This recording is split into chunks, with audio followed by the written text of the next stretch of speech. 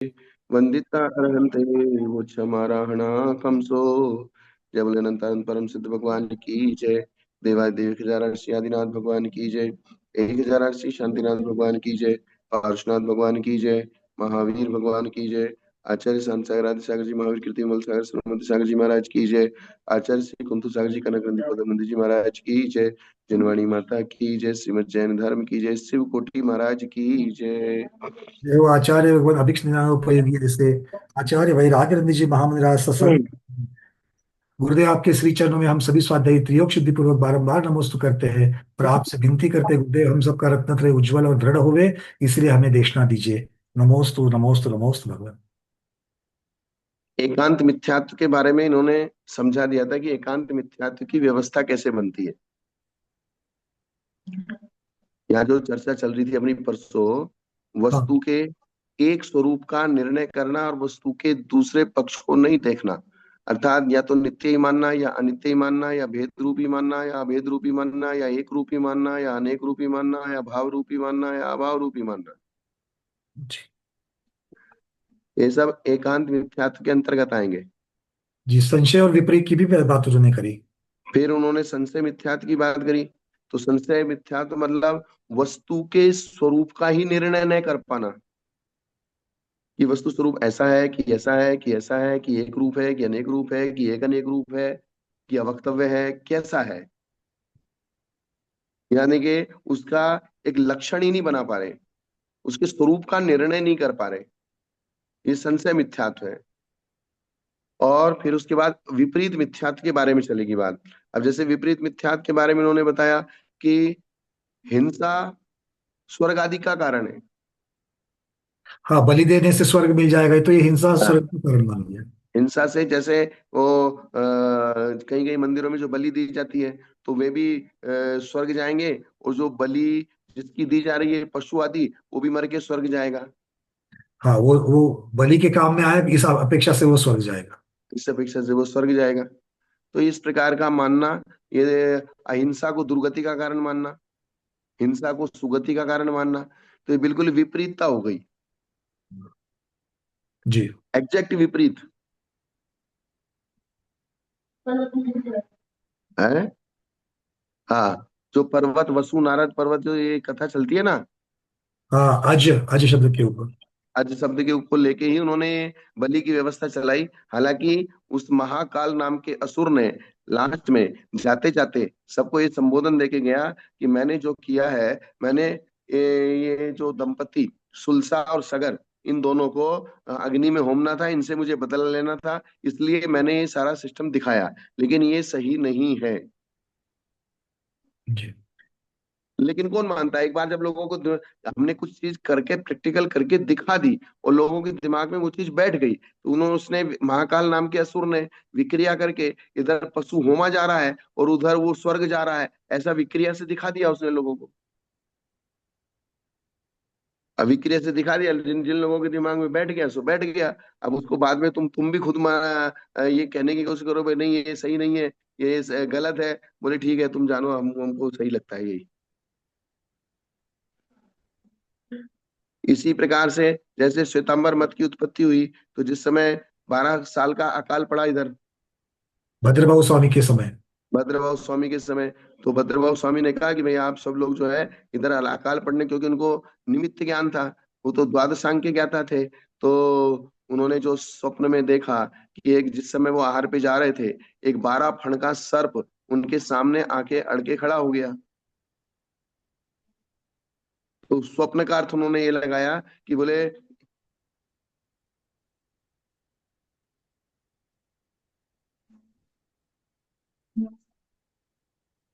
जाओ,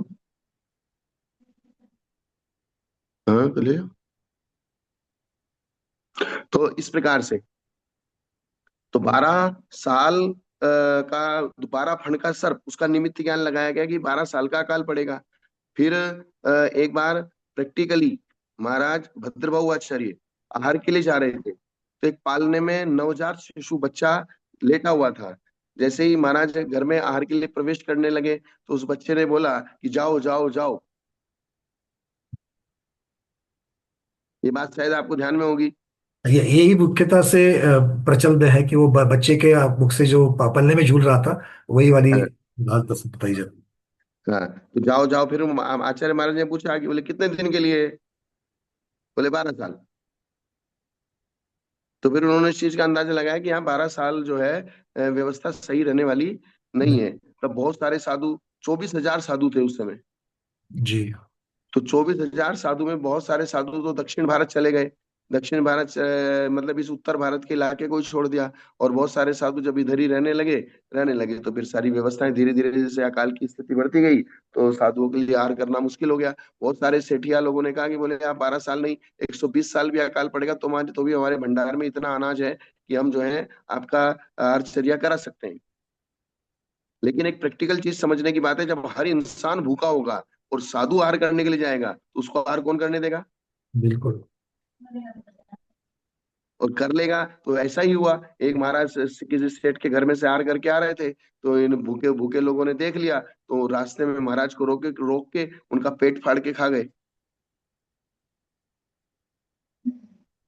तब ये हुआ कि भाई रात को आओ, दिन में आओ, धीरे धीरे आओ, फिर रात्रि में कुत्ते कुत्ते आने लगे, बोले कंबल ओढ़ के आओ, थोड़ा सा लंगोटी लगा के आओ, फिर डंडा लेके आओ। तो ये सारी चीजें धीरे धीरे धीरे चले, ये सारी चीजें उत्पन्न होने लगी। जब 12 साल पूरे हुए, भद्रबाहु आचार्य वापस आए। वहाँ भद्रबाहु आचार्य की तो समाधि हो गई वहीं। तो बाकी के साधु लोग आए, तो उसमें से कुछ लोगों ने वापस स्थितिकरण कर लिया और कुछ लोग उसी में सेट हो गए, नहीं हम तो ऐसे ही रहेंगे। तभी उनके स्थूलभद्र जी थे, स्थूलभद्रेश्वरी। तो स्थूलभद्र हाँ, जी ने मानने से इनकार कर दिया, और फिर तभी से इसलिए हम लोग कहते हैं कुंद कुंदाद्यो, वो लोग कहते हैं मंगलम स्थूलभद्राद्यो। स्थूल भद्राचार्य तो तैयार थे हाँ। तो वो वहां मानने के लिए, फिर बन गया फिर भी। लेकिन उनके शिष्य तैयार नहीं थे मानने के लिए। इसलिए इसलिए उनको भी माना उनके गया। शिष्यों ने ही उनको मार दिया। जी जी। और फिर वो चीज, फिर वो बाद में परेशान करने लगे। देव दुर्गति में जाके परेशान करने लगे, तो फिर इन्होंने उनका पाटिया बैठाया। आज भी श्वेतांबर लोग स्थूल भद्राचार्य का एक छोटा सा पाटिया बैठाते हैं, स्थापना करते हैं उसमें कि हम तुम्हारी प्रभावना करेंगे। तो ये बहुत सारी चीजें, तो ये सब जो है इस प्रकार से, अब हम वस्त्र रहित मुक्ति मानते हैं, वस्त्र सहित मुक्ति मानते हैं, तो विपरीत मिथ्यात हो गया ये। जी। अब इसकी जय का उपाय कहते हैं। अब इस विपरीत मिथ्यात को जीतना कैसे? जैसे उन्होंने कहा एकांत मिथ्यात ये है और उसको जीतना कैसे, संशय मिथ्यात ये है और उसको जीतना कैसे, अब विपरीत मिथ्यात ये है और उसको जीतना कैसे? क्योंकि सिर्फ विपरीत मिथ्यात एकांत मिथ्यात ये बता दिया जाएगा, उसको जीतना भी तो पड़ेगा ना। जी। तो ये व्यवस्था है। तो उपायपना और उपेयपना परोक्ष है, प्रत्यक्ष नहीं है। विपरीत मिथ्यात को जीतने की बात बता रहे हैं। उपाय और उपेय, एक उपाय होता है, एक उपेय होता है। प्रत्यक्ष, ये चीज प्रत्यक्ष नहीं है, प्रत्यक्ष के पीछे होने वाला अनुमान भी उन्हें नहीं जान सकता। राग द्वेष से रहित सर्वज्ञ के द्वारा कहा गया आगम ही उपाय है और उपेय भाव को बतलाता है, उसी का आश्रय लेना चाहिए। राग द्वेष से रहित सर्वज्ञ भगवान के द्वारा जो कहा गया आगम है, वो आगम ही उपाय है और वो ही उपेय भाव को बतलाता है। इसके अलावा और कोई उपाय उपेय भाव नहीं है, क्योंकि इन्होंने कहा उपाय और उपेयपना परोक्ष है, प्रत्यक्ष नहीं है। और वो उपाय उपेयपना हमको किससे मिलेगा? आगम से मिलेगा। आगम राग देश से रहित जो सर्वज्ञ भगवान है, उनसे मिलेगा। तो कपिल आदि सर्वज्ञ नहीं है, अतः उनके द्वारा कहा गया आगम अदृष्ट को जानने का उपाय नहीं है। मूल बात क्या है? अदृष्ट को जानने का उपाय। अदृष्ट मतलब अदृष्ट मतलब जो आंखों से नहीं दिख रहा है। जो इंद्रियों के द्वारा नहीं जाना जाता। तो हम लोग जिस सब्जेक्ट को इंद्रियों से जान सकते हैं, वो ही हमारे नजर में आता है। चाहे वो स्पर्शन, रचना, घ्राण, चक्षु, कर्ण आदि के भी जो हमारा सब्जेक्ट हमारे सामने चलता है, वो दृष्ट है। पांचों इंद्रियों का जो विषय है, 5 इंद्रिय और एक मन। जी। 5 इंद्रिय और एक मन, 5 इंद्रिय के 27 विषय और मन का 1 + 28 विषय। तो ये जो 28 सब्जेक्ट है, ये हमारे द्वारा दृष्ट है। कान से सुना उसको भी देखा जाना ही कहते हैं व्यवहार में। जीभ से चखा, उसको भी देखा जाना कहते हैं। हाँ बिल्कुल। चक्कर देखो, सूंघ कर देखो, स्पर्श हाँ, देखो। बोली भाषा में भी इस प्रकार से दे उसी को देख। बोली वाला भाषा में भी बोले चक्कर देखो, सूंघ कर देखो, खा कर देखो, छू कर देखो, मन में विचार करके देखो। तो इसलिए एक जो जनरल शब्द है दृष्ट और अदृष्ट, तो यहाँ जो दृष्ट है वो पांच इंद्रिय और मन का विषय है, और जो अदृष्ट है वो हमारी पांच इंद्रिय और मन का विषय नहीं है। तो जो अदृष्ट है उसको जानने का उपाय क्या है? जी। क्या? उसको, जो जो चीज की हम अनुभूति नहीं कर पा रहे ना, देख मतलब इंद्रियों से जिसकी अनुभूति नहीं हो रही है, उसको जानने का उपाय क्या है? उसको जानने का उपाय क्या है? तो उसको जानने का उपाय सर्वज्ञ भगवान के द्वारा कहा गया आगम द्वादशांग, जी जी जी। वो उसको जानने का उपाय है। क्योंकि वर्तमान में हमारे पास कोई अवधि ज्ञान मने प्रज्ञान नहीं है। अवधि ज्ञान मने प्रज्ञान होता तो कुछ थोड़ा बहुत हम उससे भी जान लेते। तो सूक्ष्म, अंतरित और व्यवहित, ये तीन चीजें कौन जानता है? ये इंद्रियों के विषय नहीं है।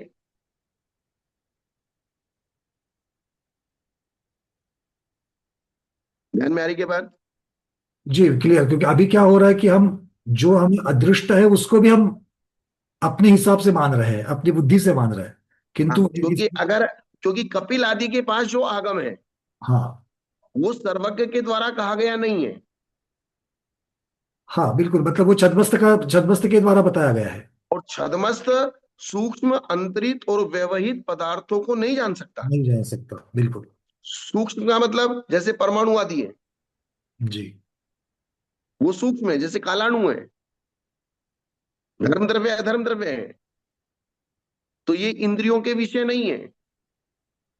जी। अंतरित, दूरस्थ कहेंगे। अंतरित यानी कि जैसे सुमेरु पर्वत आदि दूरस्थ यहाँ से जो दूर हैं, दूर है। तो उनको हमारे पास जानने का उपाय नहीं है। जी फिर व्यवहित, जो काल से दूर है, जी। जैसे एक क्षेत्र से दूर, एक काल से दूर, क्षेत्र और काल रामचंद्र की जी अपेक्षा, आदि। क्षेत्र और काल की अपेक्षा अंतरित। हाँ, तो क्षेत्र की अपेक्षा दूर और काल की अपेक्षा दूर। तो काल की अपेक्षा दूर जैसे आदिनाथ भगवान हुए, तब हमने किसने देखा आदिनाथ भगवान हुए? और वो ना तो अभी एक बड़ा बड़ी महापद्मा सागर भगवान, बीत गया, और ना अभी महापद्मा भगवान को देख पा रहे हैं। महावीर भगवान को देख पा रहे हैं। तो फिर उन चीजों का निर्णय कैसे होगा? जो इंद्रिय प्रत्यक्ष हैं उन चीजों का निर्णय हो जाएगा, और जो इंद्रिय प्रत्यक्ष नहीं है उन चीजों का निर्णय कैसे होगा? उन चीजों का निर्णय सर्वज्ञ भगवान के द्वारा कहे गए आगम के द्वारा ही होगा। कपिल आदि के द्वारा कहे गए आगम के द्वारा नहीं होगा। क्योंकि कपिल आदि के जो आगम है, क्योंकि कपिल आदि ने जो लिखा है सांख्य मत ने, बौद्ध मत ने, वे छदमस्त थे। जी। वे क्या थे? छद्मस्त थे। छद्म में स्थित, वे छदमस्त थे, अज्ञानी थे, अर्थात उनके पास संपूर्ण ज्ञान नहीं था। इसलिए जो अदृष्ट को जानने का उपाय है वो सिर्फ द्वादशांग आगम है। तो कपिलादि के वचन सड़क पर घूमते आदमी की तरह प्रत्यक्ष और अनुमान प्रमाण से विरुद्ध ही है। कपिलादि अगर कुछ कहता है, क्योंकि उसने जो परिभाषाएं बनाई हैं वो छतमस्त ज्ञान से बनाई है, और वे परिभाषाएं गड़बड़ हो रही हैं, वे लक्षण गड़बड़ हो रहे हैं। गड़बड़ इसलिए हो रहे हैं क्योंकि उनको सर्वज्ञ नहीं थे। संपूर्ण को जानने के बाद एक जो निर्णयात्मक लक्षण बनाया जाता है, वो जिसके द्वारा बनाया जाता है, तो जिसने संपूर्ण को नहीं जाना है वो अगर कोई लक्षण बनाएगा तो वो लक्षण दूषित हो जाएगा। या तो अति व्याप्त हो जाएगा, या अव्याप्त हो जाएगा, या असंभव दोष आ जाएगा उसमें। इसलिए वे लोग विपरीत बात करते हैं। यहां बात चल रही थी विपरीत मिथ्यात्व को जीतने का उपाय क्या है। अर्थ यही निकला कि वो विपरीत को अगर जीतना है तो आगम के जो हमारे अदृष्ट चीजें हैं उसके लिए आगम के ऊपर ही हमें निर्भर रहना चाहिए, ना कि छद्मस्त के ऊपर। पहले हमको ये निर्णय करना पड़ेगा कि ये लोग विपरीत कहते हैं, और विपरीत कहने का इनका कारण क्या है। जी वो कारण हमको समझना पड़ेगा। इसका मतलब ये जो बात कह रहे हैं वो विपरीत भी हो सकती है और सही भी हो सकती है, लेकिन इन चीजों का कोई भरोसा नहीं कर नहीं। सकते हम। तथा यह कहना कि वेद नित्य है, ये ठीक नहीं है, क्योंकि शब्द नित्य नहीं होता। शब्द नित्य वे नहीं। कहते हैं वेद नित्य है, अर्थात अनादिकाल से है। नित्य का मतलब अनादिकाल से है। यदि शब्द नित्य हो तो सभी शब्दों के नित्य होने से पुरुषों के दोष उसमें नहीं प्रवेश कर सकते। अगर शब्द नित्य है, जैसा है वैसा का वैसा ही है और अनादिकाल से है, तो फिर हाँ, जो छदमस्त लोग हैं, रागी द्वेषी लोग हैं, तो उनके द्वारा उन शब्दों को दूषित नहीं किया जा सकता। अर्थात वो अनादिकाल से जैसे वाक्य हैं वैसे के वैसे ही रहेंगे, फिर उन वाक्य को दूषित कौन करेगा? नहीं होंगे वे, क्योंकि वे नित्य है। नित्य है तो उसमें बदलाव नहीं हो सकता। उसमें बदलाव नहीं हो सकता। और जबकि ये प्रैक्टिकल में देखा जाता है कि शब्दों में, वाक्यों में, व्यवस्थाओं में बदलाव होता है। तो वे नित्य कहाँ रहा? क्योंकि हमने शब्द को नित्य नहीं माना। शब्द उत्पन्न होता है और इस प्रकृति में वापस विलीन हो जाता है। शब्द पर्याय है, शब्दो बंदो सुमो। सबसे पहली पुद्गल की सबसे पहली पर्याय शब्द है। ध्यान में आया क्या? जी बस सब गुरुदेव, यहाँ पर एक चीज समझ में नहीं आ रही है कि शब्दों की क्या? नित्यता तो अपने आगम के शब्दों की भी तो नित्यता नहीं होगी। ना तो ठीक है ना, उसमें क्या दिक्कत है? तो फिर एक साइड हम उसमें लोग आगम के ऊपर निर्भर रहने के लिए कह रहे हैं। नहीं, तो हमारे यहाँ दो चीज बताई जाती है हमेशा, हम्म, द्रव्यार्थिक ने और पर्यायर्थिक ने। तो पर्यायर्थिक न्याय की अपेक्षा शब्द नित्य नहीं है। किंतु उसके आशय की अपेक्षा से द्रव्य है। जो उसमें प्रमेय बताया जा रहा है, प्रमेय जो बताया जा रहा है उसका। जो आदिनाथ भगवान ने बताया, जो अजितनाथ भगवान ने बताया, जो संभवनाथ भगवान ने बताया, जो महावीर भगवान ने बताया, जो प्रमेय बताया है, वो नित्य है। तो यही तो हम नित्यानित्य जो हम मानते हैं, अकेले नित्य नहीं मानते हैं, तो यही तो बात फिर। इसलिए अनेकांत और शादवादियों के यहाँ कोई विरोध नहीं आता है। यहाँ हम उसका सेटिंग कर लेते हैं। लेकिन एकांतवादियों के यहाँ ये सब चीजें विरोध में चली जाती हैं। हमारे यहाँ बताया ना भाई, जिनवाणी अनादिकाल से चली आ रही है। जैसे हम कहते हैं आम कब से है, अनादिकाल से है। आम का बीज कब से है, और ये पर्टिकुलर बीज ये अनादिकाल से है क्या? पर्टिकुलर जो आम है वो अनादिकाल से है क्या? नहीं, ये तो लेकिन आम पर्याय है। अनादिकाल से है कि नहीं है? ये पर्याय है और ये पर्याय बदल बदल भी सकती है। और आम अनादिकाल से है कि आज कि ये वर्तमान काल में ही है सिर्फ? आम अनादिकाल से, किंतु मुझे सामने जो दिख रहा है वो अनादिकाल वाला नहीं है। हाँ, बस यही तो, हमने अनादि भी घटा दिया, नित्य भी घटा दिया और अनित्य भी घटा दिया। जी। इसी प्रकार से आगम में लगाना पड़ेगा। आगम शब्दों की अपेक्षा अनित्य है, लेकिन प्रमेय की अपेक्षा अनित्य नहीं है। जी बहुत बढ़िया। उसका जो प्रमेय है, उसका जो सब्जेक्ट है, वो सब्जेक्ट तो अनादिकाल से जैसा है सेम वैसा हो गया वैसा ही है। हर तीर्थंकर के समय में दिव्य ध्वनि उत्पन्न होती है। हर तीर्थंकर चले जाते हैं, दिव्य ध्वनि का काम खत्म हो जाता है, फिर दूसरे तीर्थंकर होते हैं, फिर दिव्य ध्वनि उत्पन्न होती है, फिर तो अधचांग रचा जाता है। अगर ये वाली आपका भी जो ये समाधान है ना, ये समाधान भी इसमें कहीं तो ऐड होता ना, तो फिर ये, क्योंकि ये सिर्फ शब्दों के पढ़ेंगे तो मन में जिज्ञासा उठेगी। हाँ, तो ये सब चीजें जो है, इसलिए हम जो अनेकांत और शादवाद के पक्ष में खड़े हुए हैं हम लोग। तो अनेकांत और शादवाद का पक्ष विवादों को शमन करता है, न कि विवादों को बढ़ाता है। जब राजा के सामने दरबारी लोग, बहुत सारे लोग खड़े रहते हैं, तब राजा यही कह के शांत करता है, नहीं मंत्री जी आप भी ठीक कह रहे हो। सेनापति को कहता, बोले आप भी ठीक कह रहे हो। बोले उसको, छोटे सैनिक को कहता, बोले आप भी ठीक कह रहे हो। दरबान को कहता, बोले आप भी ठीक कह रहे हो। सारे ठीक कह रहे हैं, फिर गलत कौन है?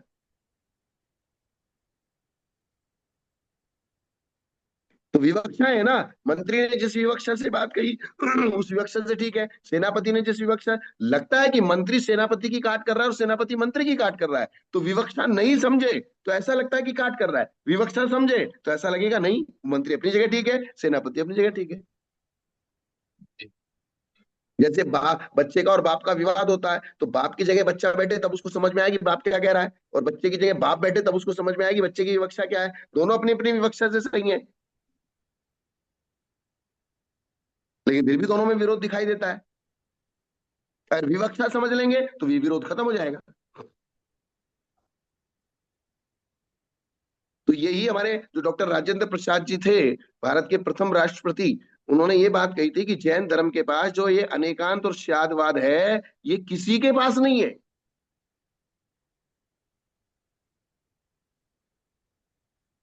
क्या? जी, जैन दर्शन में जो बताया गया है। जैन दर्शन के पास जो अनेकांत और स्यादवाद है, ये वाली चीज किसी भी अन्य दर्शन के पास नहीं है। और इसलिए जैन धर्म का स्थान सबसे ऊंचा है, क्योंकि सबकी बातें कट जाती हैं, लेकिन जैन दर्शन जो बात कहता है, वो बात को आप वर्तमान में लगता है कि अगर आपने विवक्षा से विचार नहीं किया, कट रही है, लेकिन वो कटती नहीं है। जब विचार करने लगेंगे तो अपने आप समझ में आ जाएगी। जी। गुरुदेव, यहाँ पर एक प्रश्न उठा है। क्या? प्रमोद मार्गो से पूछ रहे कि जैसे आपने आगम के बारे में शब्द की अनित्यता और प्रमेय की नित्यता बताई, तो क्या इस प्रकार से जो वेदों का प्रमेय है उस पर घटित नहीं होगा क्या? नहीं होगा। हाँ, तो इसका समाधान करिए।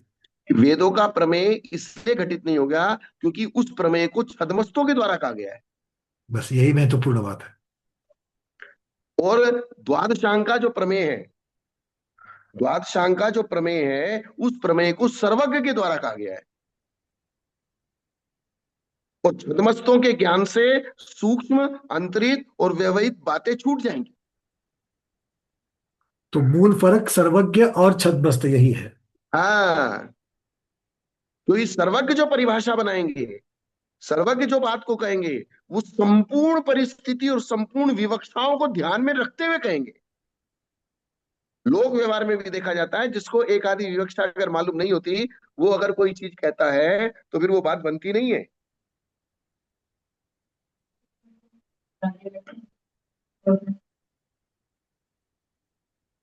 ये चीज है। 1008। बात समझ में आई क्या मेरी? जी। हम्म। जी।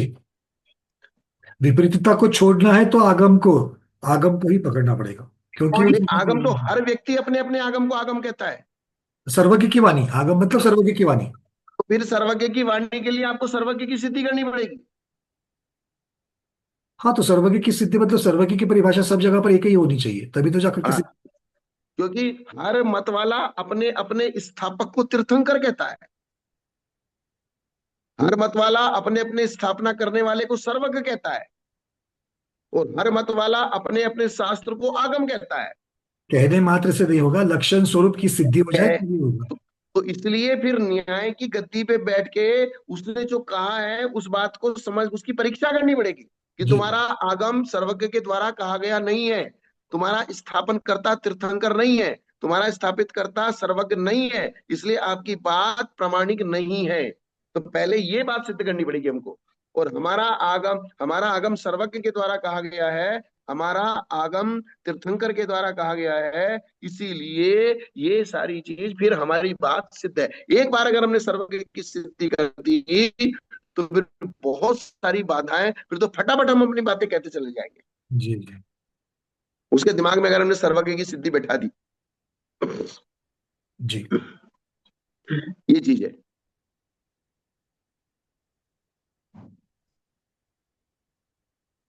तो यहाँ यदि शब्द नित्य हो, तो सभी शब्दों के नित्य होने से पुरुषों के दोष उसमें प्रवेश नहीं कर सकते, उसमें नहीं प्रवेश कर सकते। अगर सब नित्य है, तो नित्य तो अनादिकाल से जैसे आए, तो पुरुषों तो इसलिए तो उन्होंने कहा, जो बात आगम के अनुसार हो वो मान्य है, जो आगम के अनुसार वाक्य नहीं है वो मान्य नहीं है। इसका मतलब वाक्यों को गड़बड़ किया गया।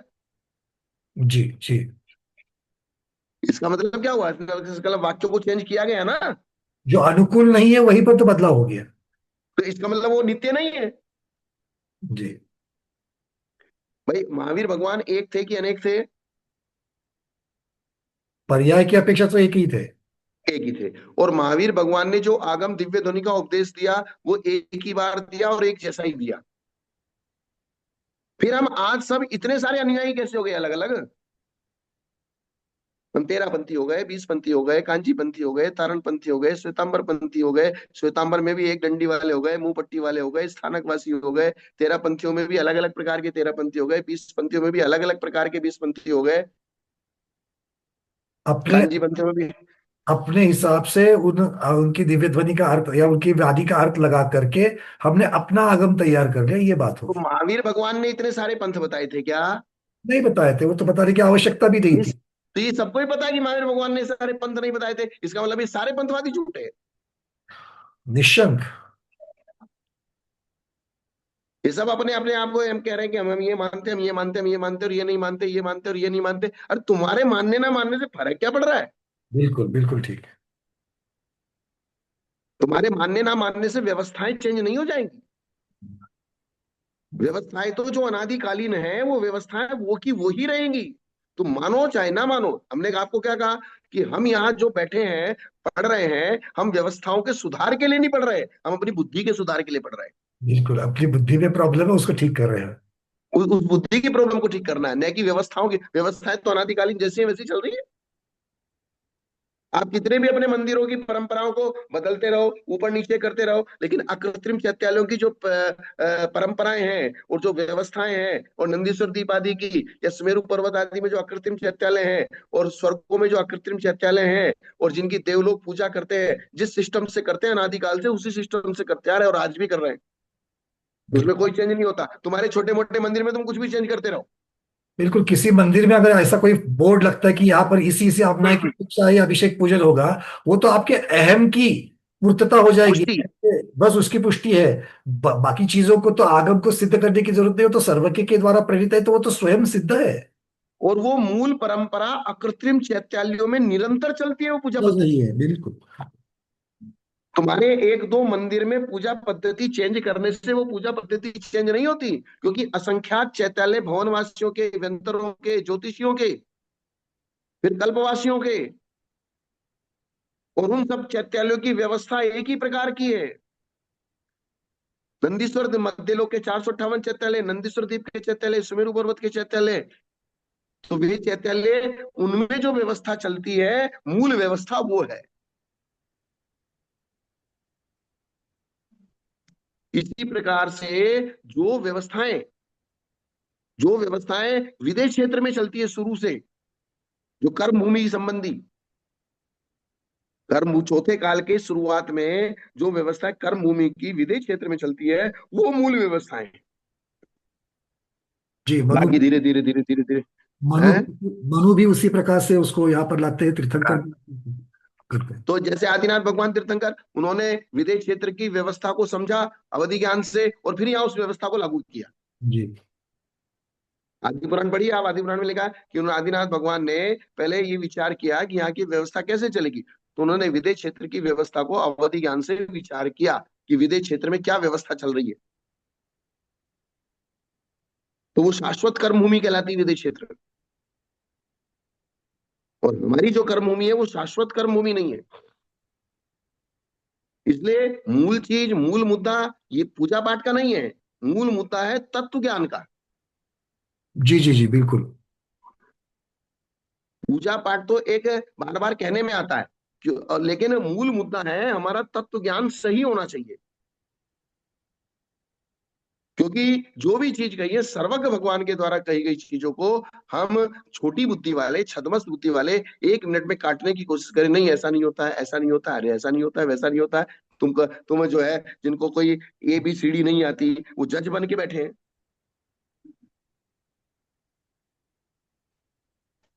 तो ऐसी व्यवस्था होती है। तो यहाँ इसलिए तो विपरीत मिथ्यात्व आता है। तो बोले अगर शब्द नित्य है तो नित्य है, तो उसमें कोई भी दूषण आएगा ही नहीं। तो शब्द नित्य हो तो सभी शब्दों के नित्य होने से पुरुषों के दोष उसमें प्रवेश नहीं कर सकते। अतः सभी शब्द प्रमाण मानने पड़ेंगे। जब भी शब्द होंगे तो सबको प्रमाण मानना पड़ेगा। अतः जिनागम से प्रसिद्ध है कि हिंसा दुख का कारण है। द्वादशांग में ये लिखा है कि हिंसा दुख का कारण है। और अगर कोई वेद पाठी ये लिखे कि हिंसा सुख का कारण है, वो विपरीत ही हो जाएगा। तो सर्वज्ञ भगवान ने जो निर्णय करके बताया कि हिंसा का परिणाम और हिंसा करना दुख का कारण है, उससे नरकादि दुर्गतियां मिलती है। अतः उसे सुख का कारण मानना ये विपरीत मिथ्यात्व है। इस प्रकार से अविपरीत सच्चे ज्ञान से विपरीत मिथ्यात्व को जीता जाता है। अब आप इस चीज की, इस पैराग्राफ की गंभीरता को समझो कि यहाँ विपरीत मिथ्यात्व कह के रह जाते, वो अलग चीज है, लेकिन यहाँ ये समझाने की कोशिश की कि विपरीत मिथ्यात्व ये चीज है और इसको जीतना ऐसे है। विपरीत को विपरीत क्यों कहा, ये पहले उन्होंने सिद्ध कर दिया। हाँ, अगर आपको यही समझ में ना कि विपरीत विपरीत क्यों है, अब विपरीत भी आपको सही लग रहा है, आपको यही समझ में ना कि विपरीत सही कैसे है, ये विपरीत नहीं है सही है, तो फिर आप जीतोगे क्या? पहले उसमें समझना तो पड़ेगा कि ये गलत है, तभी तो जीतेंगे।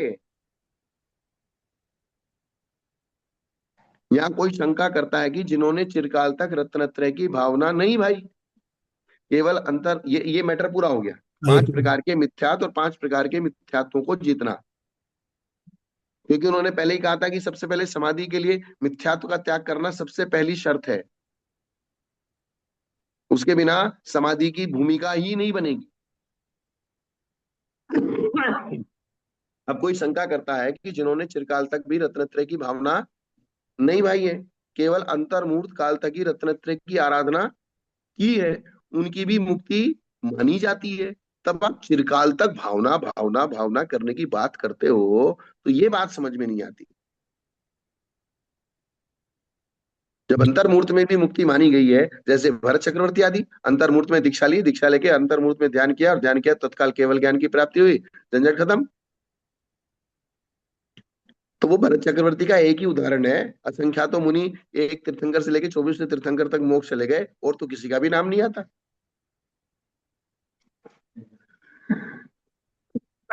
यहाँ शिखर जी की टोंक पे जाते तो इतने करम, इतने अड़ब, इतने मुनि यहाँ से मोक्ष गए, इतने मुनि यहाँ से मोक्ष गए, ये सभी दुनिया भर की चीजें लिखी हुई है, लेकिन ऐसा तो बहुत कम सुनाई देता है कि भाई अंतर्मूर्त में दीक्षा लेते केवल ज्ञान हो गया। जी जी। इसके लिए गाथा आई है, गाथा नंबर 24। 24। तो वंभा विदिशो को आराधे मरणे जदीवि कोई, खन्नुग दिठन तो सो तुम कुपमाणम न सवत्थे। मरण समय से पहले ध्यान के परिकर का अभ्यास न करने वाला, यद्यपि कोई मरते समय आराधना करे, तो वो स्थाणु दृष्टांत मात्र है। क्या है? स्थानु दृष्टांत मात्र। अर्थात वो अपवाद मार्ग है। अपवाद मार्ग। तो राजमार्ग से भीड़ चलती है, हजारों गाड़ियां चलती हैं, हजारों बसें चलती है, अपवाद मार्ग से कोई कदाचित एक आधा चल के अगर सीधा मंजिल पे पहुंच जाता है, तो वो कोई महत्वपूर्ण नहीं है। और अपवाद मार्ग पे चल के भी वो भटक सकता है, जरूरी नहीं कि मंजिल पे पहुंच जाएगा। भरत चक्रवर्ती ने अंतर्मूर्त में पा लिया, इसका अर्थ नहीं सब लोग पाएंगे। हाँ, और उसने बहुत पहले पुराने जन्मों से, न जाने कितने वर्षों से, कितने भवों से अभ्यास किया, और फिर घर में रहते हुए भी उसने किस प्रकार से ध्यान सामायिक, तीनों टाइम सामायिक करना, ध्यान करना, अभ्यास करना, ये भी उसका निरंतर चलता था। जी जी, घर में बैरागी बन करके तो भले बुरी हाँ। अवस्था में ना किया, किंतु गृहस्थ अवस्था में तो किया ही किया अभ्यास। हम्म। तो वे व्रती थे वो, बिल्कुल। व्रती थे, पांचवें गुण स्थान व्रती थे, छठ खंड का राज्य चलाते थे। हमारे यहाँ तो छठ खंड क्या है, एक खंड का राज्य नहीं, एक घर, एक परिवार का राज्य भी हमारे माथे नहीं है, फिर भी हम व्रती नहीं बनते। बहुत बिजी है वो, तो क्या करें। हाँ, तो है कुछ नहीं है, टाइम है नहीं। मतलब उस छठ को संभालते थे, और फिर भी 3 टाइम सामायिक करते थे, 2 टाइम सामायिक करते थे, प्रतिक्रमण करते थे, साधुओं को आहार देने के लिए दरवाजे पे खड़े होते थे। तो 6 खंड का अधिपति भी टाइम निकाल के अपना ये काम करता था। 6 खंड का अधिपति होना किसको कहते हैं, सामान्य बात नहीं है। 32,000 राजा उसके अंडर में रहते हैं, और उसकी सभा, मुझे तो ऐसा अंदाजा आता है, अगर उसकी सभा लगती होगी, एक राजा क्या अकेला राजा था? उसका मंत्री होता है, उसका परिकर होता है, सब होता है, उसकी सभा जब बैठती होगी, कम से कम 2-5 लाख लोग बैठते होंगे उसकी सभा में। देखो, राजा महाराजा मांडलिक महामंडलिक इस प्रकार से 500 राजा, 1000 राजा, 2000 जिनके जिनके अंडर है, उनके भी अधिपति है ये चक्रवर्ती। और एक राजा बैठेगा, एक राजा का मंत्री भी होगा, उसका पुरोहित भी होगा, उसका अंगरक्षक भी होगा, उसकी सेनापति भी होगा, उसका सेना भी होगा, वो पूरा पूरे परिकर परिकर। के साथ बैठेगा कि अकेला बैठेगा? पूरा परिकर बैठेगा। है? भगवान को तो मंदिर में अकेले बैठा देते हो, बोले बैठे रहो अकेले, अकेले आए अकेले जाओगे। तो मरण समय से पहले ध्यान के परिकर का अभ्यास न करने वाला यदि कोई मरते समय आराधना करे तो वह स्थाणु दृष्टांत मात्र है, सर्वत्र प्रमाण नहीं है। जैसे यदि किसी को किसी ठूंठ में से अचानक धन का लाभ हो जाए तो उसे सर्वत्र प्रमाण नहीं माना जाता। एक लॉटरी का टिकट लग जाए तो सबको लॉटरी लगेगी, ये जरूरी नहीं है। हाँ, सट्टे में किसी ने डब्बे के बाजार में किसी ने करोड़ 2 करोड़ रुपए कमा लिए तो सारे की सारी दुनिया उसमें लगी हुई है और सब खाली खाली होके आत्महत्या कर रहे हैं जब पैसा देने के लिए नहीं रहता। सब सोने चांदी के व्यापारी खत्म हो गए सट्टे में, डब्बे में। और ऐसी स्थिति हो गई कि मरने के सिवाय उनको कोई रास्ता नहीं दिखाई देता। उसी तरह यदि किसी ने मरने से पूर्व रत्नत्रय का अभ्यास नहीं किया और कदाचित मरते समय किया और उसे सिद्धि की प्राप्ति हो गई तो उसे सर्वत्र प्रमाण के रूप में प्रयोग नहीं किया जा सकता कि जो भी करेगा उसके साथ ऐसा हो जाएगा। सब लोगों को ये शिक्षा नहीं दी जा सकती, भाई तुम काहे को टेंशन कर रहे हो, क्यों जिंदगी भर इतना परिश्रम करते हो, अपन मरते समय कर लेंगे। ये चीजें इस प्रकार पीठिका समाप्त हुई। यहाँ तक ये पीठिका थी भगवती आराधना की, आराधनाओं की। 24 गाथाओं के द्वारा इन्होंने। 24 गाथाओं की। अब आगे, मरणानि सत्तरस देशिदानि तीर्थंकरे जिण वैणे तत्वीय पंचीय संगेण मरणानि वोचामि। अब जिनागम में तीर्थंकरों ने मरण 17 प्रकार के कहे। मरण कितने प्रकार के कहे हैं? 17 प्रकार। 17 प्रकार के। उस तरह उन 17 प्रकार के मरणों में से भी यहाँ संक्षेप से 5 मरणों को कहा जाएगा, क्योंकि 5 मरण विशेष रूप से व्याख्यान करने योग्य हैं। बाकी तो सब अनादिकाल से मरते रहते हैं, जीते रहते हैं। मरण मरण अनेक प्रकार के हैं ऐसा अन्य शास्त्रों में कहा है। उनमें से यहाँ इन मरणों को कहना है, यह बतलाने के लिए गाथा सूत्र आया है। मरण, विगम, विनाश, विपरिणाम, ये एकार्थवाची हैं। मरण कहो, विगम कहो, विनाश कहो, विपरिणाम कहो। और वो मरण जीवन पूर्वक होता है। जहां जीवन होगा तो ही मरण होगा, जीवन नहीं होगा तो मरण नहीं होगा। तो जीवन, स्थिति, अविनाश, अविस्थिति, अवस्थिति, ये सब एकार्थवाची है। तो जीवन और मरण के यहाँ पर्यायवाची नाम बता दिए। और स्थिति पूर्वक ही विनाश होता है। जिसकी स्थिति नहीं है उसका विनाश भी नहीं है। जैसे बांझ का पुत्र नहीं होता है तो उसका विनाश भी नहीं होता है। बांझ का पुत्र नहीं होता है तो उसका, विनाश भी जब नहीं। पुत्र ही नहीं होता तो विनाश क्यों होगा? तो इस प्रकार से क्षणिकवादी बौद्धों ने जिस वस्तु को कहा है उसकी स्थिति नहीं है तो वस्तु ही नहीं है। क्षणिकवादियों के यहाँ जीवन मरण बनता ही नहीं है। जब वहां स्थिति नहीं है तो स्थिति का नाश भी नहीं, कि वो एक क्षण मानते हैं सिर्फ। सब क्षणिक मानते हैं।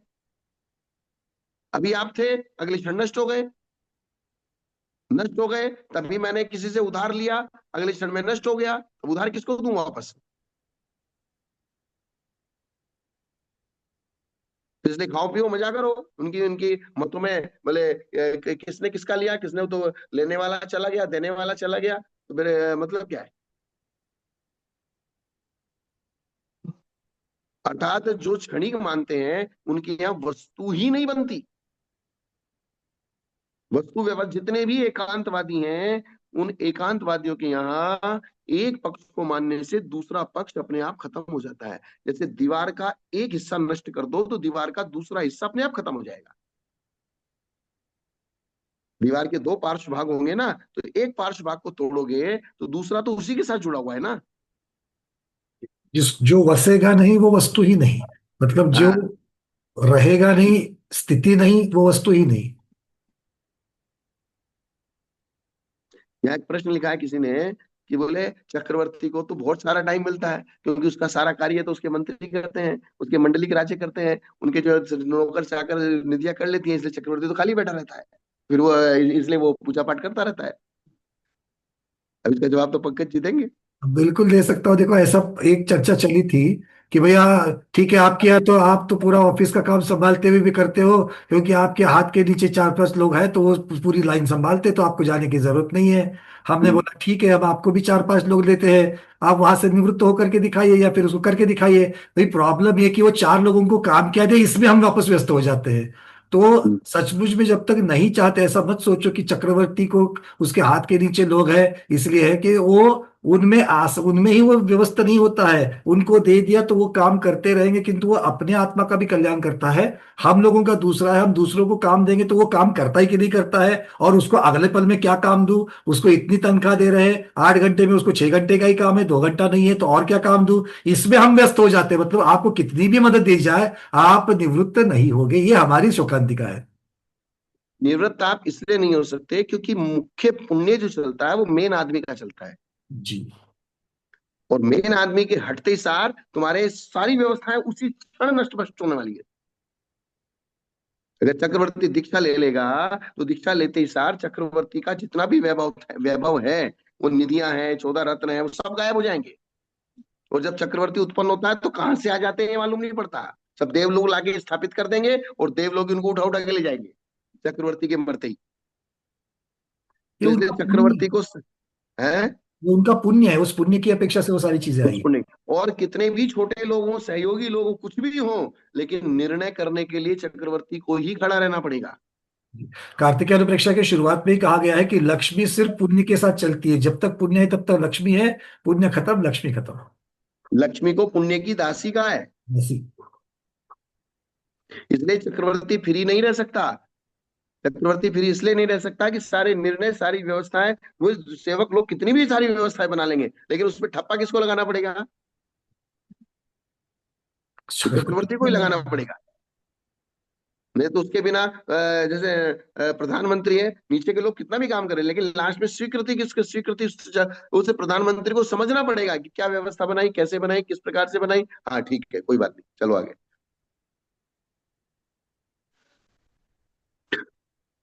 तो यहाँ एक किसी ने प्रश्न किया है, क्या वर्ण नित्य माने जाएंगे? वर्ण से क्या मतलब लिया उन्होंने? वर्ण का मतलब शब्द, अक्षरमाला। अक्षरमाला। तो मैंने बताया ना कि वो एक संस्थान अक्षर होते हैं, एक निर्वृत्त अक्षर होते हैं, क्या होते हैं, और एक लब्ध अक्षर होते हैं। जी जी। लब्ध अक्षर को ही निर्वृत्त अक्षर कहते हैं। ज्ञान मार्गड़ा में इसकी चर्चा हुई है। और एक संस्थान अक्षर होते हैं, और एक जो हम अपने मुंह से बोलते हैं वे अक्षर होते हैं। तो जो जिस अक्षर को समझने के लिए जितना क्षोभसम लगता है, उसको तो निर्वृत्त अक्षर कहते हैं, या संस्था वो लब्ध अक्षर, उसको क्या कहते हैं? लब्धक्षर। क्षोभसम को लब्ध अक्षर कहते हैं। और जो हम कागज पे लिखते हैं वो संस्थान अक्षर है, आकार बनता है उसका। वो आकार बनता है। और जो मुंह से जो हम बोलते हैं वो पौद्गलिक वर्गणाएं हैं, शब्द रूप अक्षर हैं। तो पौद्गलिक वर्गना पुद्गल रूप से नित्य है, लेकिन पर्याय रूप से अनित्य है। ऐसी कॉपी में लिखा हुआ पौद्गलिक रूप से नित्य है, लेकिन उसकी पर्याय अनित्य है। और ऐसे ही आपका जो क्षोभसम है, वो क्षोभसम भी अनित्य है और नित्य भी है, क्योंकि हमेशा बना रहता है। तो नित्य अनित्यात्मक दोनों दोनों बातें घटेंगी। अकेला हम नित्य भी नहीं कह सकते, अकेला हम अनित्य भी नहीं कह सकते। तरतमता की अपेक्षा अनित्य है और होने की अपेक्षा नित्य है। ये द्रव्य और पर्याय लगाओ ना सीधा सीधा, जी। ये चीज है। तो जीवन जन्म जन्म पूर्वक होता है, जो उत्पन्न नहीं हुआ उसकी स्थिति कैसी? इसलिए प्रत्येक वस्तु उत्पत्ति, विनाश और ध्रुव्य रूप को लिए हुए है। इस प्रक्रिया के अनुसार उत्पन्न हुई पर्याय के विनाश का नाम मरण है।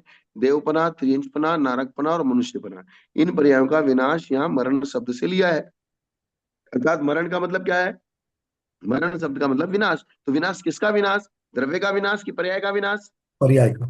पर्याय का विनाश। ये बात समझने की है, विवक्षा समझनी है कि मरण का मतलब विनाश होता है, लेकिन विनाश किसका? पर्याय का, नहीं कि द्रव्य का। प्राण छोड़ने का नाम मरण है। आप ये मृंग धातु प्राण त्याग के अंत में आती है। इसी तरह प्राण ग्रहण करने को जन्म कहते हैं। प्राणों को धारण करना जीवन है। और प्राणों के दो भेद हैं, एक द्रव्य प्राण होता है और एक भाव प्राण। भाव प्राण होता है। तो इन 5 इंद्रिया, 3 बल, उच्छ्वास, आयु, ये पुद्गल द्रव्य द्रव्य प्राण है। अच्छा, तो 10 प्राण है ना। जी, पंचेंद्रिय की अपेक्षा, संगी हाँ, पंचेंद्रिय। संगी पंचेंद्रिय की अपेक्षा। तो ये 10 प्राण द्रव्य प्राण है, और ज्ञान दर्शन चारित्र ये भाव प्राण है, अर्थात जो आत्मा का परिणाम है, आत्मा के चैतन्य गुण से जीता है, वो भाव प्राण है। इन भाव प्राणों की अपेक्षा सिद्धों में जीवन होता है, अर्थात वो रत्नत्रयात्मक भाव प्राण की अपेक्षा सिद्धों में जीवन होता है।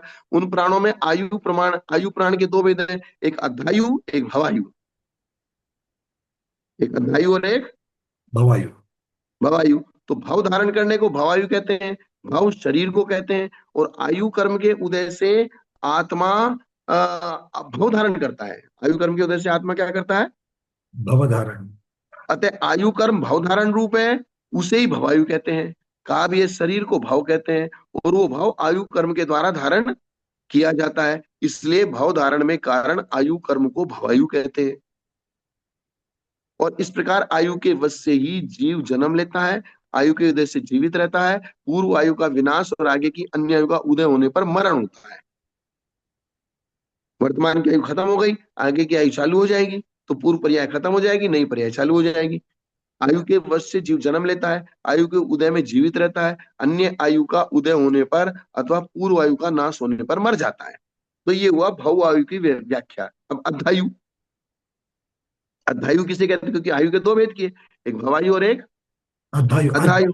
तो अधा तो शब्द पे अद्धा, आपको काल हो जाएगा। हाँ, तो अद्धा शब्द से काल कहा जाता है। अद्धा का मतलब क्या होता है? हाँ। काल। जैसे अपन कहते हैं ना, व्यवहार पल्ले, उद्धार पल्ले और अद्धा पल्ले। तो अद्धा शब्द काल का वाचक है, और आयु शब्द से द्रव्य की स्थिति कही जाती है। अतः द्रव्यों के स्थिति काल को अध्यायु कहते हैं, अर्थात ये द्रव्य कितने समय तक रहेगा, उस द्रव्य की स्थिति।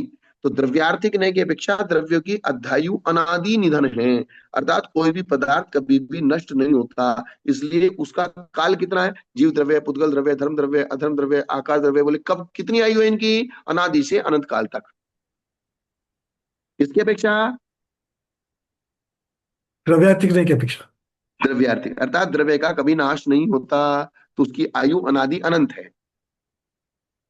और पर्यायर्थिक न्याय की अपेक्षा चार प्रकार हो जाएंगे। पर्यायर्थिक न्याय की अपेक्षा कितने प्रकार हो जाएंगे? चार बता। अनादि अनिधन, सादि अनिधन, अनादि शांत और सादि शांत। तो चैतन्य रूपाधिमत्ता, गति हेतुता, स्थिति हेतुता आदि सामान्य की अपेक्षा द्रव्यों की स्थिति अनादि अनिधन है। ये जो पर्याय है, जीव की चैतन्य पर्याय, उद्गल की रूपादि पर्याय, धर्म द्रव्य की गति हेतु पर्याय, धर्म द्रव्य की स्थिति स्थिति हेतुता, आकाश की अवगाहना। तो ये जो द्रव्य की स्थिति है, ये अनादि अनिधन है, अर्थात इसमें कोई बदलाव नहीं होता। फिर भी पर्याय है, लेकिन ये पर्याय इसी पर्याय में परिवर्तित होती रहती है, जैसे जल में लहरें उठती रहती है और विलीन होती रहती हैं। अर्थात जीवादि द्रव्यों का जो अपना अपना स्वभाव है, वो स्वभाव सदा से है और सदा रहेगा। अतः इस अपेक्षा से वो प्रत्येक द्रव्य अपने स्वभाव की अपेक्षा से अनादि अनंत है। ये पहला ऑप्शन हुआ। दूसरा सादी अनिधन, अर्थात केवल ज्ञान आदि की अध्यायु सादी अनिधन है, क्योंकि केवल ज्ञान की शुरुआत हुई है और केवल ज्ञान होने के बाद वो कभी नष्ट नहीं होगा, इसलिए सादी अनिधन। अर्थात सादी मतलब जिसकी आदि यानी कि शुरुआत हुई है और होने के बाद फिर वो कभी नाश। जैसे हमारा क्षायिक सम्यक तो भी सादी अनंतम। हाँ, सादी अनंत, इसको हम सादी अनंत कहेंगे, क्योंकि वे प्रकट होकर नष्ट नहीं होता। अब भव्यत्व की अध्यायु, भव्यपना अनादि शांत है, जी। कि भव्यत्वपना जिसके भी है वो अनादिकाल से है, लेकिन जैसे ही केवल ज्ञान हुआ और मोक्ष चले गए, भव्यपना खत्म हो गया, अर्थात भव्यपने का कार्य पूरा हो गया। क्या? वो अनादि शांत हो जाएगा। वो अनादि शांत।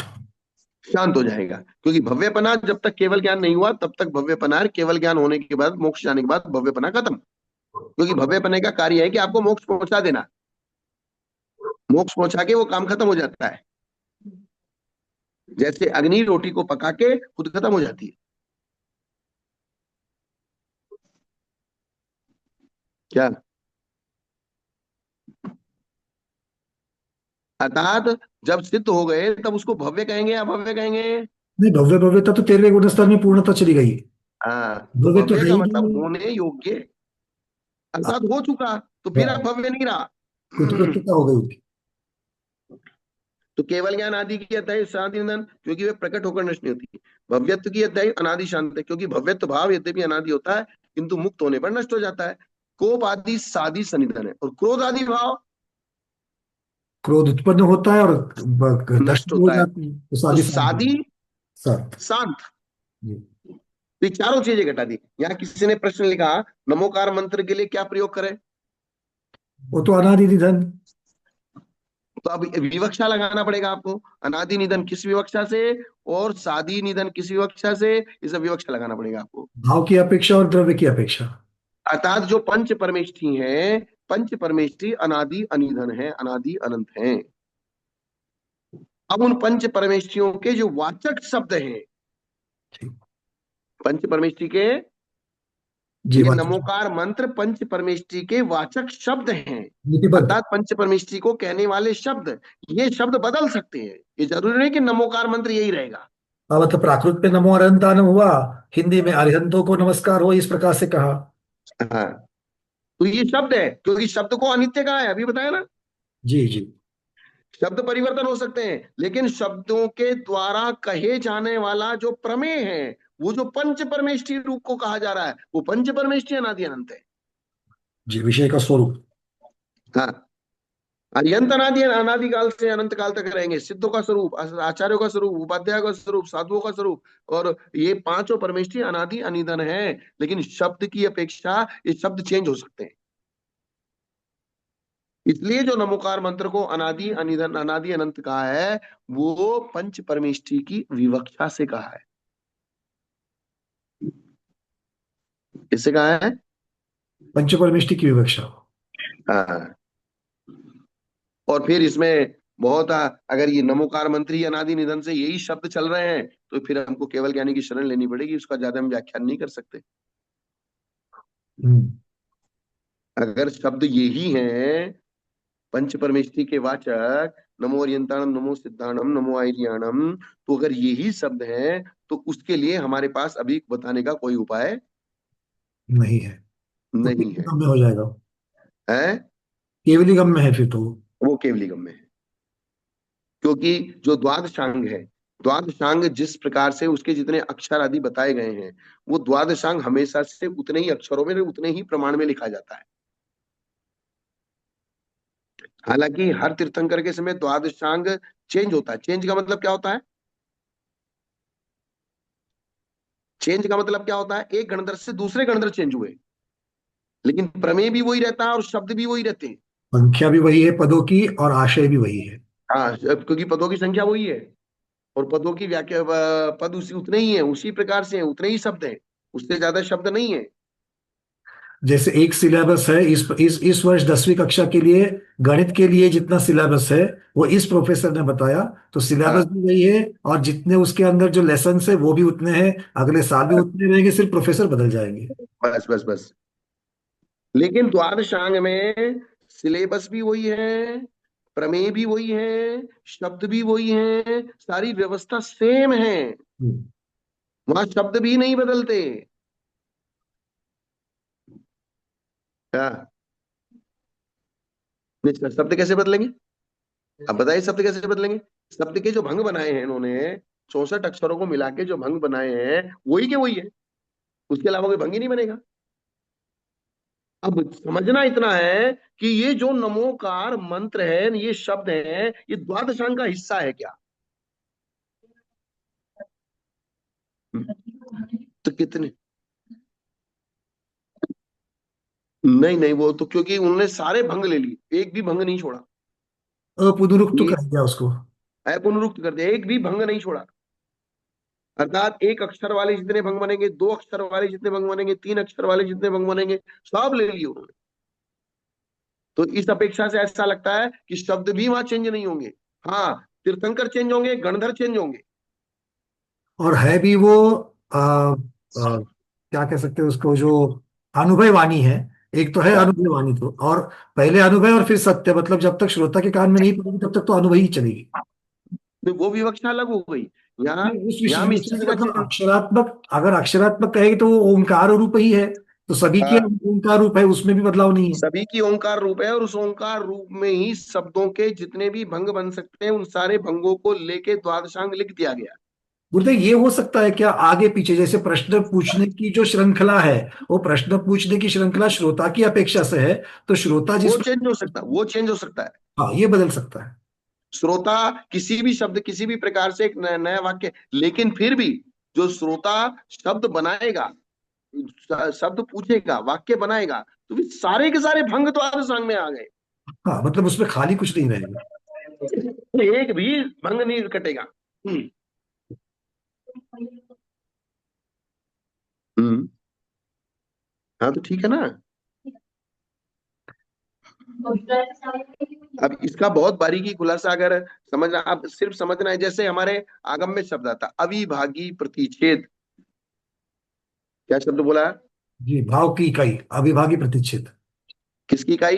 भाव की, द्रव्य क्षेत्र काल भाव में से भाव की इकाई। नहीं नहीं नहीं नहीं नहीं नहीं नहीं नहीं नहीं।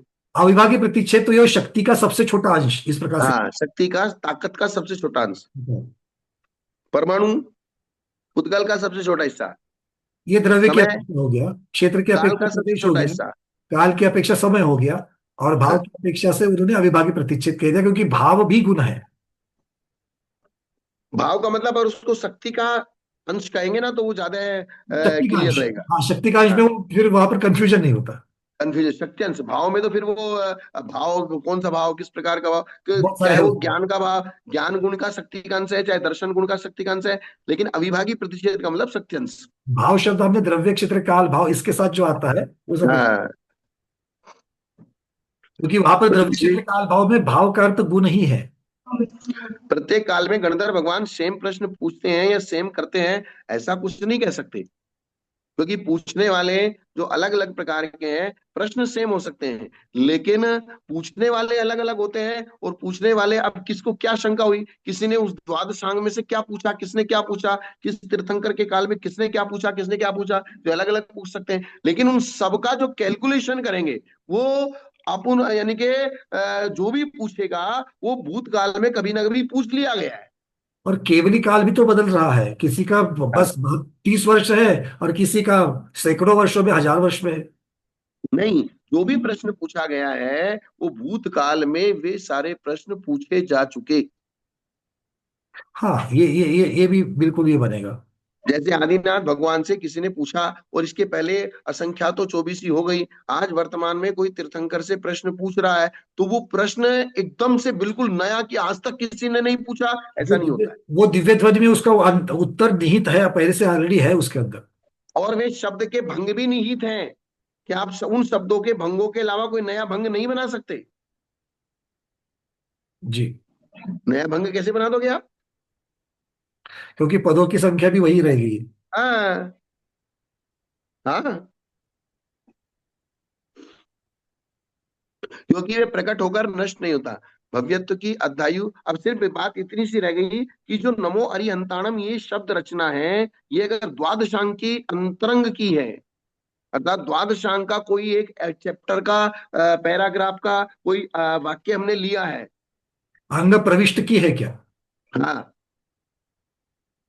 द्वादशांग के अंदर की है, तो फिर उसको हम उस शब्द रचना को भी अनादि निधन मान सकते हैं, जी द्रव्य की अपेक्षा, क्योंकि प्रत्येक तीर्थंकर में फिर वो द्वादशांग में वही शब्द रचना होगी।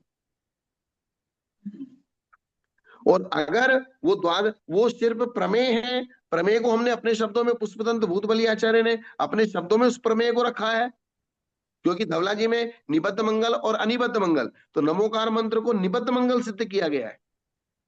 जी। निबद्ध मंगल का मतलब होता है जो कर्ता के द्वारा बनाया गया है, वो तो निबद्ध मंगल होता है, और किसी दूसरे कर्ता के द्वारा बनाया गया मंगल अगर हम प्रयोग करते हैं तो वो अनिबद्ध मंगल होता है। जी, मूल तो ये ग्रंथकार सिस्टम, को छोड़ करके, मूल ग्रंथकार को छोड़ करके आगे टीकाओं में वगैरह अगर आता है तो। हाँ, मतलब जैसे आपने मैंने मंगलाचरण नमः श्री वर्तमान है, तो मैंने समंद्र भद्र आचार्य का लिखा हुआ मंगलाचरण लेके मैंने ये मंगलाचरण करके अपनी किताब लिखना चालू किया, तो ये अनिबद्ध मंगल हुआ। मोक्ष मार्ग से नेतारम वाला पूजपा स्वामी के द्वारा हुआ है, उमा स्वामी महाराज के द्वारा हुआ, इसके ऊपर से वो निबद्ध या अनिबद्ध बनेगा। तो उमा स्वामी महाराज के हिसाब से वो मोक्ष मार्ग से नेतारम निबद्ध मंगल है, और हमने उसको लिया है तो हमारी अपेक्षा से वो अनिबद्ध हो गया, अनिबद्ध होगा। क्योंकि हमने नहीं बनाया है उसको। केवल ज्ञान आदि की अध्यायु साधी निधन है, क्योंकि वे प्रकट होकर नष्ट नहीं होती। भवे हो गया। अथवा द्रव्य क्षेत्र काल और भाव के आश्रय से स्थिति चार प्रकार की होती है। इस अध्यायु के द्वारा भाव धारण रूप आयु का कथन होता है। जिन कर्मों की आयु संज्ञा होती है वे कर्म पुद्गल द्रव्य रूप होने से आयु स्थिति द्रव्य स्थिति से अत्यंत भिन्न नहीं है। अर्थात वे पुद्गल परमाणु उस जीव को उतने समय तक उस पर्याय में रोके रखते हैं, बांधे रखते हैं। जैसे उदाहरण दिया, जैसे खूंटे से गाय बंधी रहती है रस्सी के माध्यम से, ऐसे ही वो जीव उस आयु में उस पुद्गल द्रव्य के माध्यम से वो आत्मा उस पर्याय में उतने काल तक के लिए बंधी रहती है। ठीक। इसलिए वो परमाणु आत्मा से सर्वथा भिन्न भी नहीं है और सर्वथा अभिन्न भी नहीं है। चूंकि वो पुद्गल है इसलिए सर्वथा अभिन्न भी नहीं है, और चूंकि वो बांध के रखते हैं इसलिए सर्वथा भिन्न भी नहीं है।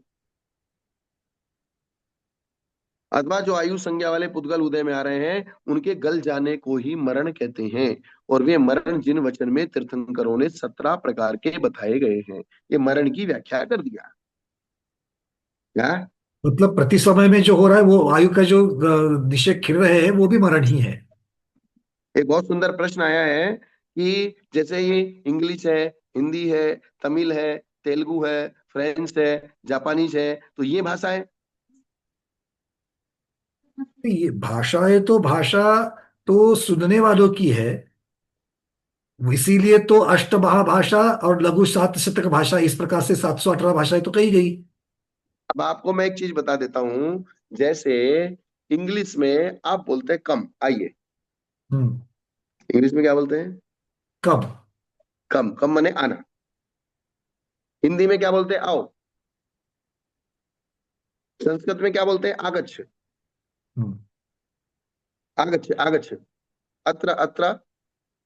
आगच्छ आगच्छ। हम्म। तिष्ठ तिष्ठ, ठहरिए ठहरिए। तो ये हिंदी में, संस्कृत में, कन्नड़ में शब्द अलग अलग होते हैं, लेकिन ये सब भंगों के अंतर्गत ही है। जितने भी द्वादशांग के भंग बने हैं, क्योंकि द्वादशांग में उन्होंने एक एक अक्षर के साथ प्रत्येक को भंग बना दिया। का और मा ये भी भंग बनेगा। इसलिए जितनी भी लैंग्वेज है वो सब द्वादशांग के अंतर्गत है। आप कुछ भी मुंह से बोलिए। जिस सिर्फ संस्थान अक्षर में बदल हो गया।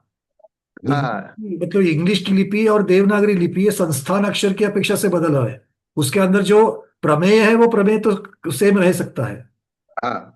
लेकिन जो भंग है, इंग्लिश के जितने भी वर्ड हैं, संस्कृत के जितने भी वर्ड हैं, प्राकृत के जितने भी वर्ड हैं, वर्ड जो बने हुए हैं, शब्द बने हुए हैं, पद बने हुए हैं, वे सब द्वादशांग के अंतर्गत हैं, निहित हैं। बिल्कुल, क्योंकि वही तो पूरा मिलकर के शुद्ध ज्ञान है, जो 20 वेद शुद्ध ज्ञान है वो यही तो है, अक्षरात्मक, और इसके साथ फिर अनक्षरात्मक भी आएगा। आपको अगर डिक्शनरी बनानी है तो बहुत आसान है डिक्शनरी बनाना। जीव कांड जी का जो ज्ञान मार्ग आप पढ़ो, तो हम्म। पहले एक अक्षर की डिक्शनरी बना लो तो 64 ही बनेंगे अक्षर। और दो अक्षर के डिक्शनरी, दो अक्षर के शब्द कितने बनेंगे? करीबन 2016। उसके कॉम्बिनेशन हो जाएंगे फिर।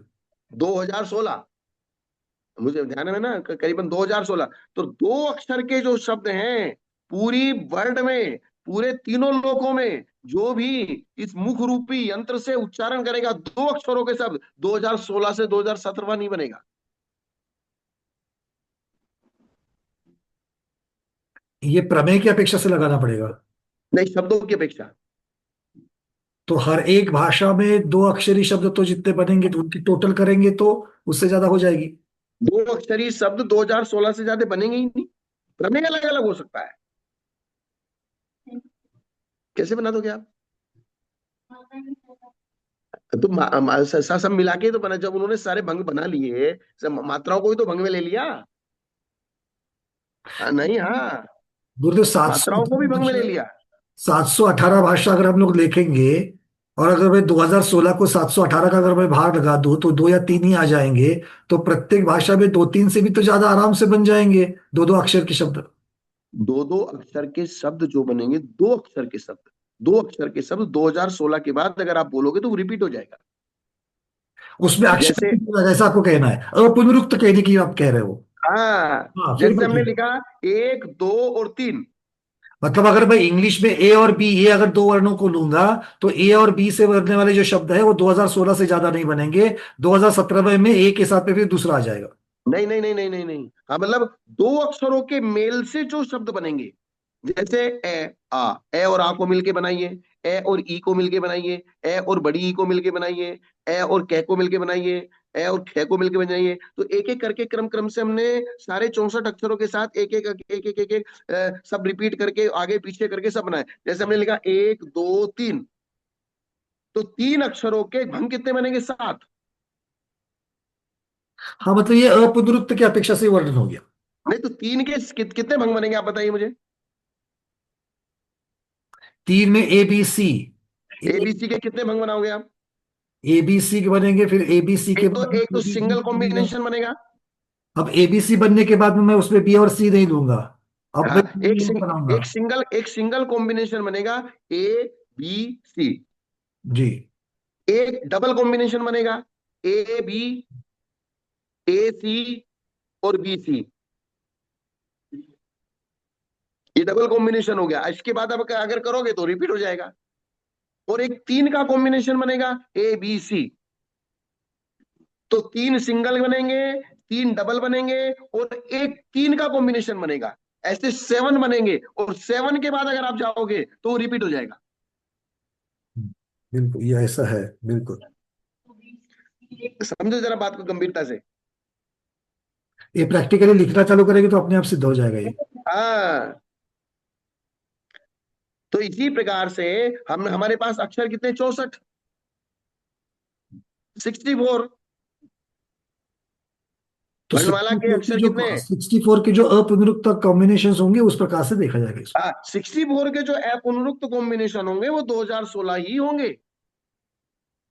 और 2016 से ज्यादा अगर आपने कर दिए तो वो किसी ना किसी 2016 में ही गर्भित हो जाएगा। उसका प्रमेय, उसका अर्थ वो तुम अलग अलग करो, वो अभी उसकी चर्चा नहीं है। नहीं समझ में? और वो है? 64 में 64। आ गुरुदेव। गया ना समझ में? तो एक बार उल्टा कर लिया, एक बार सीधा कर लो तो लेकिन वो पुनरुक्त हो गया ना। आप लिख के देखो कागज पे, क्या कह रहे पंडित जी? अपुनरुक्त की अपेक्षा 64 वर्ण वाला 2016 में से सबसे लंबा जो शब्द बनेगा हाँ, उसमें 64 अक्षर का। हाँ तो 64 अक्षर वाला एक ही भंग बनेगा, और एक एक अक्षर के 64 भंग बनेंगे। जी, और एक अक्षर को भी उन्होंने शब्द ही बोला है। हाँ, एक एक अक्षर के 64 भंग बनेंगे, और 64 अक्षर का एक ही भंग बनेगा। और बीच के जो दो अक्षर वाले कितने भंग बनेंगे? तीन अक्षर वाले कितने बनेंगे? चार अक्षर वाले कितने बनेंगे? पांच अक्षर वाले कितने बनेंगे? तो दो अक्षर वाले 2016 है, तीन अक्षर वाले तो और ज्यादा है। और 2016 में अगर एग्जैक्ट नहीं बोल रहा हूं तो आप जीव कांड की ज्ञान मार्गण में निकाल के देख लीजिए, पंडित रतन जी मुख्तियार साहब की किताब में। जी हो उसमें सकता है कोई शब्दों में मेरे फर्क आ रहा हो तो। उन्होंने दो के डिग्रीज के हिसाब से उन्होंने बनाया गणित वहां पर। हाँ, 2 raised to n। आप एक मिनट देख लीजिए ना जीव कांड की ज्ञान मार्गण में निकाल के। बात समझ में आई क्या पंडित जी? अपुनरुक्त वाले से एक गुत्थी तो सुलझ गई, क्योंकि बहुत बार ये प्रश्न हाँ, उठता था। इसलिए कोई भी दो अक्षरों को पूरे वर्ल्ड में नहीं, पूरे तीन लोग में अगर दो अक्षरों को बोलेगा तो 2016 से ज्यादा नहीं बोल सकता। अपुनरुक्तों को। हाँ, तो अपुनरुक्त की तो बात है, तो नहीं तो रिपीट हो जाएगा वो। तो ये बन गया कोष आपका दो अक्षरों का डिक्शनरी। फिर तीन अक्षरों का बना लीजिए आप, चार अक्षरों का बना लीजिए, तो वो उसका गणित है। ऊपर से उल्टे क्रम से लिखो, और नीचे सीधे क्रम से लिखो, और ऊपर नीचे मल्टे गुणा भाग कर दो उसका। पर गुत्थी फिर ये कोश बनेगा तो लिपिबद्ध हो जाएगा। है? कोश होगा तो सारे शब्दों का अगर कोश हो जावे तो लिपिबद्ध हो जाएगा। लेकिन अर्थ अलग अलग है ना सबके। अर्थ की अपेक्षा फिर वो, क्योंकि शब्द की अपेक्षा संख्यात है और अर्थ की अपेक्षा प्रमेय असंख्यात और अनंत है। अनंत तो बनेगा ही बनेगा। शब्द की अपेक्षा कह रहे हैं, सिर्फ शब्द, हम यहाँ सिर्फ शब्द की चर्चा कर रहे हैं। जैसे प्रश्न लिखा था ना, बोले इंग्लिश लैंग्वेज, फ्रेंच लैंग्वेज, तब लैंग्वेज जो मुंह जो बोलेगा। जैसे कन्नड़ में हम किसी को कहते हैं बैठिए, हिंदी में बोल रहे हैं बैठिए, कन्नड़ में बोला कुंडरी। अब कुंडरी जो शब्द है ये बोला तो कै कै ही बोला ना आपने, ऊ बोला, कै बोला, ऊ बोला, ना बोला, डा बोला। तो जो आपका मुख का यंत्र है, वो मुख का यंत्र 64 अक्षरों का ही उच्चारण करेगा। उससे ज्यादा वर्ण है ही नहीं। क्योंकि मुंह का जो संयंत्र बना हुआ है, चाहे आप हिंदी में बोलिए चाहे इंग्लिश में बोलिए, लेकिन वे 64 अक्षर ही उच्चारित होंगे। लैंग्वेज आपकी अलग अलग हो सकती है, उसका प्रमेय अलग अलग हो सकता है, लेकिन वर्ण का जो कॉम्बिनेशन है वो का वही है।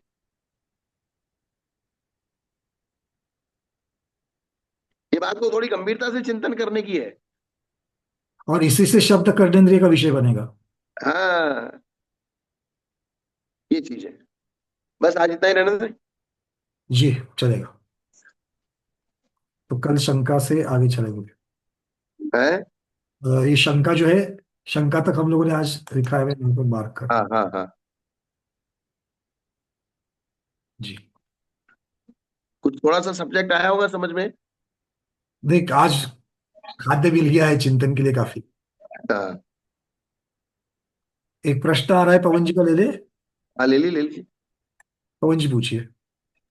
हाँ, प्रश्न नहीं है। जैसे अभी ये बोले ना, शब्द एक ही संख्या थे और अर्थ संख्या थे, तो इंग्लिश में एक शब्द आता है सेल, CLL। तो उसके 7 अर्थ तो अपन जानते हैं कि जैसे घड़ी में लगने वाला सेल, अपने शरीर में जो बनी है वो सेल, और ऐसे 7-8 अर्थ में जानता हूँ, उसके वो लिख के रखा था मैंने। ठीक है, कोई बात नहीं। यहाँ अभी सिर्फ चर्चा हम किसकी कर रहे हैं, शब्दों के कॉम्बिनेशन की। कॉम्बिनेशन की, हाँ। अब उसका जो प्रमेय है, उसका जो अर्थ है, वो कितने प्रकार से हो सकता है, वो अलग चीज है। वो तो ऑलरेडी असंख्यात अनंत तक तो बता ही दिया। हाँ। हम्म। चलिए। ओके, नमस्ते। हाँ। तो आज इतना ही रखते हैं। आज के स्वाध्याय को गुरुओं के श्री चरणों में बारंबार नमोस्त वंदना इच्छा का करते हुए यहीं पर समापन करते हैं।